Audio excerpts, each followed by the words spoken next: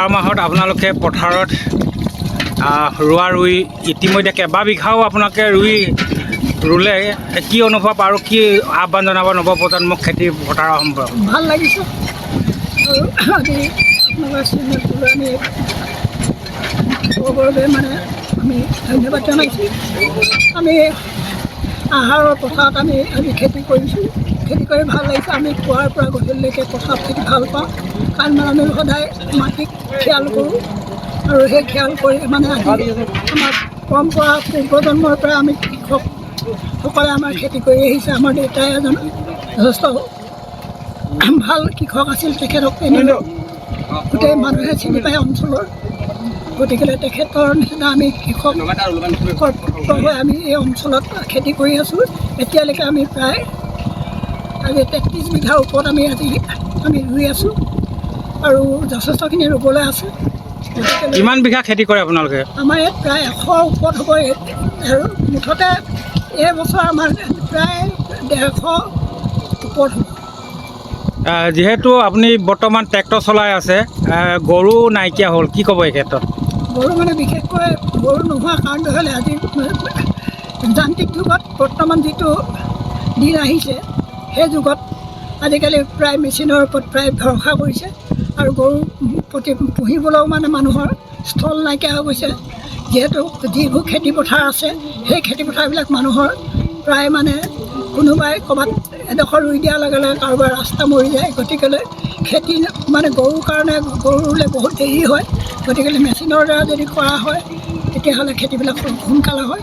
গতিকে এতিয়া মেচিনৰ ওপৰত হৈছে আৰু তাতোতকৈ ডাঙৰ দুখৰ কথা বুলি ক'ব লাগিব, আজি যিটো চৰকাৰে চাউল দি আছে, সেই চাউল পায় আজিকালি আমাৰ যিখিনি দুখীয়া মানুহ তেওঁবিলাকে মানে খেতি কৰিবলৈ এৰি দিছে।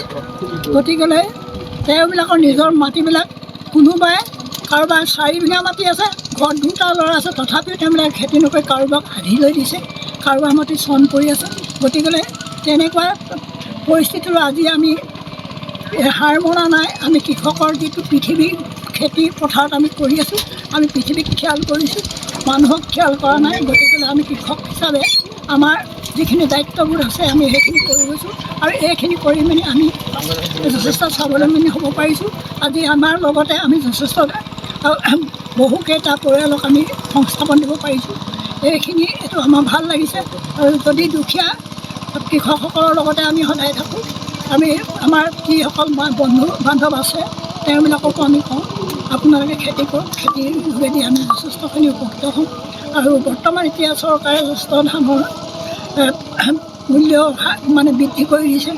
আগতে অকণমান কম দাম আছিলে, এতিয়া সেইখিনি কৰিবলৈ পাৰি, কিন্তু ৰাইজে বুজি পোৱা নাই যে আমি ধানৰ যিটো চাউল এতিয়া চৰকাৰে দিছে সেই চাউলটো খাই ইতিমধ্যে আমি শুনিব পাইছোঁ সেই চাউলৰ পৰা যথেষ্টখিনি বেমাৰ আজাৰ বেছি হৈছে। কিন্তু আমাৰ মানুহে যে নিজৰ উৎপাদন যিখিনি খেতি চাউল সেইখিনি খালে যে আমাৰ স্বাস্থ্য ভাল থাকিব, আমি সুস্থ শৰীৰে থাকিব পাৰিম, আমি দীৰ্ঘায়ু হ'ব পাৰিম, এই কথাষাৰ আমাৰ মানুহে উপলব্ধি নকৰে।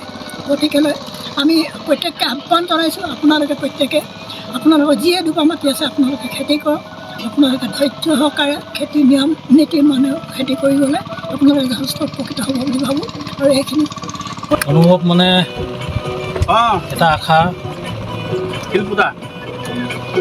এটা সপোন, সেয়া অনুভৱ। তাৰ ফলশ্ৰুতিত যিখিনি থাকে তাৰ আৱেগ অনুভূতি যিখিনি হয় সেয়া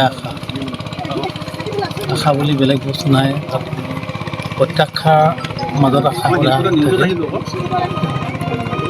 ধানখিনি হ'ব নে, পানীয়ে মাৰিব নে, চৰহাই খাব নে, অন্যান্য দুৰ্ভিক্ষই প্ৰাকৃতিক দুৰ্যোগে শেষ কৰিব, সেয়া এটা প্ৰত্যাশাৰ মাজত আশা এটা থাকে।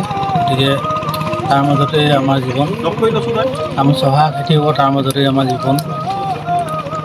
সেয়া আমি সকলোৱে ভবা মতে আমিও এটা আশা কৰোঁ, লহপহকৈ উঠি আহক সোণালী ধাননিৰ দ্বাৰা আমি দেখি পাম নদন বদন হওক, আমাৰ লগতে সকলোৰে পথাৰখন শুৱনি হওক, সেয়াই আমাৰ আশা।